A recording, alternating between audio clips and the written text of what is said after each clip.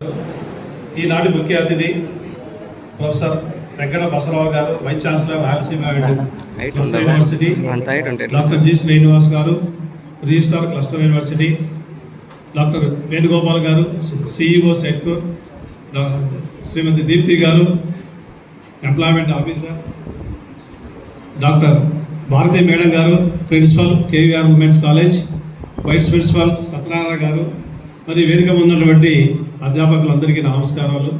విద్యార్థులందరికీ ఈ అంతర్జాతీయ యువజన దినోత్సవ శుభాకాంక్షలు. మరి ఇంతవరకు యువత ఎలా ఉండాలి, ఏమి చేయాలనేది మన ముందున్నటువంటి వక్తలు తెలియజేశారు.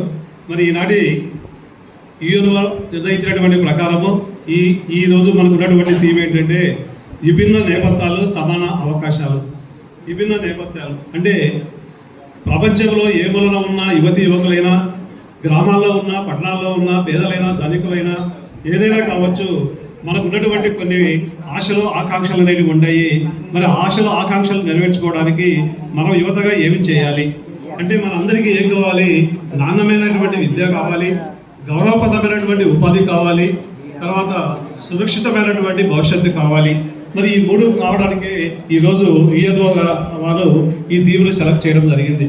మరి నేను యువత పేదరికంలో ఉండొచ్చు, ధనవంతులు ఉండొచ్చు, గ్రామాల్లో ఉండొచ్చు, పట్టణాల్లో ఉండవచ్చు, అందరికీ కూడా నాణ్యమైనటువంటి విద్య, గౌరవప్రదమైనటువంటి ఉపాధి, తర్వాత సురక్షితమైనటువంటి భవిష్యత్తు కావాలి.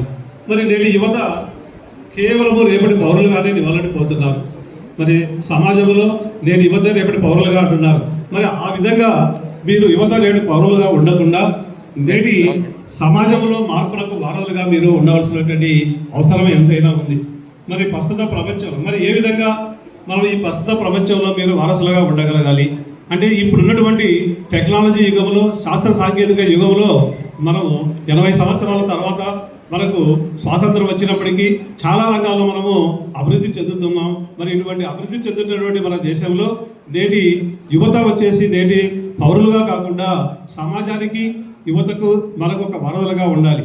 అంటే ఈ వారధులుగా ఉండాలంటే ఈ టెక్నాలజీ యుగంలో వచ్చినటువంటి అనేక సమస్యలు, వాటికి పరిష్కారం చూపించే మీరు వారధిగా, యువతగా ముందుకు రావాలి. మరి ఎటువంటి మనకు సమస్యలు ఈరోజు పర్యావరణంలో మనకు ఎదురవుతున్నాయి? అందులో మొట్టమొదటి మనకు ఎదురవుతున్నటువంటిది ఏంటంటే డిజిటల్ రిస్క్. మరియు ఈ డిజిటల్ రిస్క్ అంటే మనకు ప్రపంచ సాంకేతిక ఎంత వేగంగా పెరుగుతుందో యువత కూడా అంతే వేగంగా ఆన్లైన్ మోసాలకు మనకు బారిన పడుతూ ఉన్నారు. కాబట్టి టెక్నాలజీ రంగం ఎంత అభివృద్ధి చెందుతుందో, కాబట్టి అభివృద్ధి చెందే కొద్దీ యువత వచ్చేసి ఆ సైబర్ సెక్యూరిటీ అనే ఒక మోసాల వైపుగా, ఆన్లైన్ మోసాల్లో మనము పడుతున్నాం.